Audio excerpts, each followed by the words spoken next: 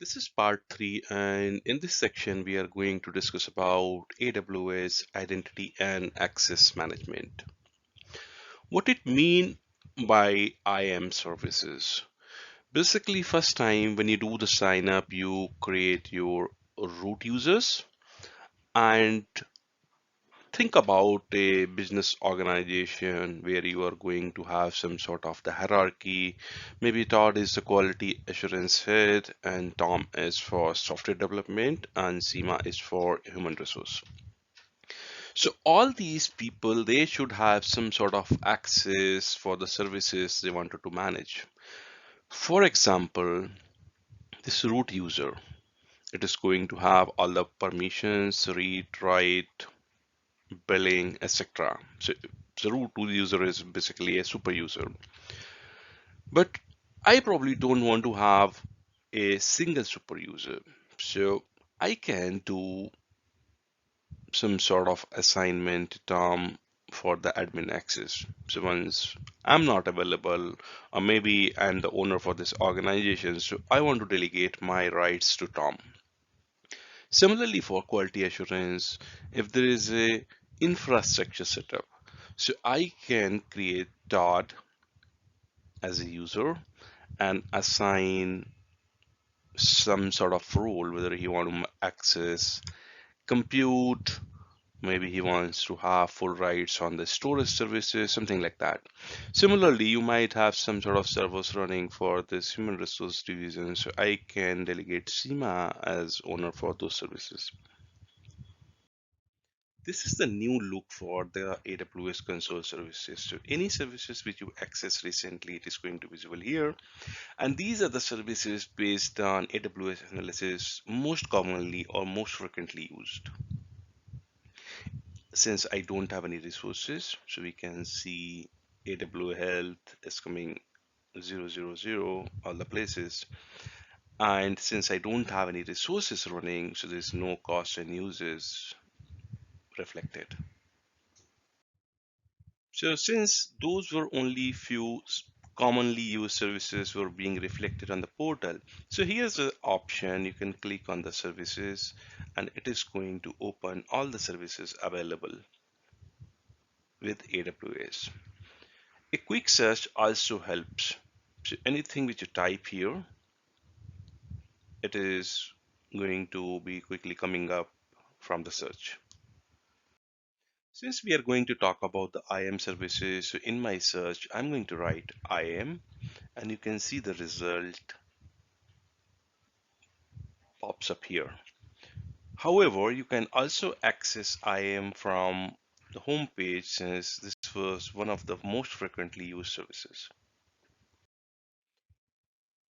This is my IAM dashboard, and the first thing you will notice is a warning, and the warning comes from add MFA, which is going to be the multi-factor authentication for the root user. Why this is needed? So while setting up, while setting up the root access, you're going to have username and the password created. Username, basically it is going to be your email ID. Then you're going to set up some sort of password. In today's world, we must use multi-factor authentication to improve the security of your account. So this is very, very important. And then we see root user has no active access keys. What it mean? I can access the console from my root user access.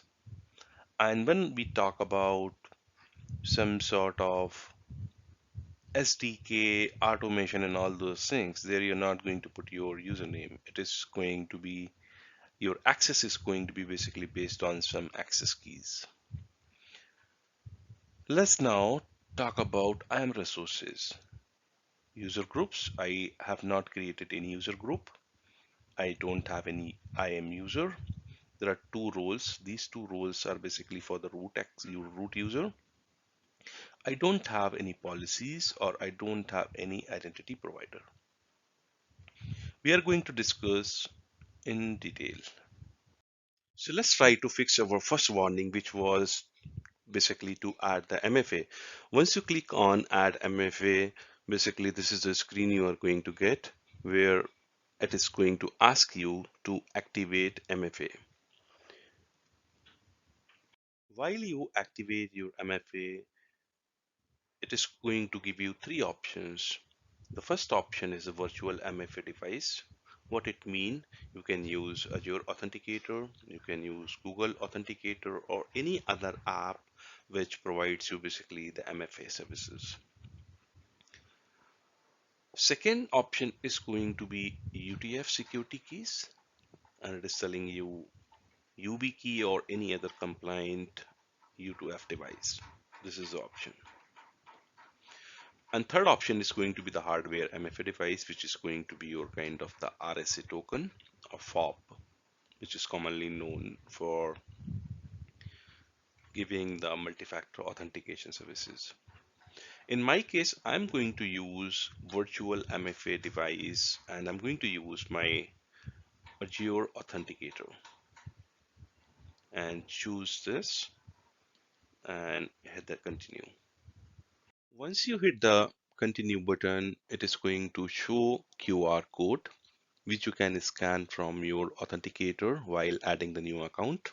So on the Azure Authenticator, you are going to get an option to add new account. When you click the new add account, you can scan for QR code. And you need to put two subsequent codes which is reflecting on your app. So once you hit the first code, let it get expired. Once the new code comes in, you put it here and assign MFA. Now you can see I have successfully assigned virtual MFA to my account. Once your MFA is successfully implemented, you also get an option as an actions to manage it.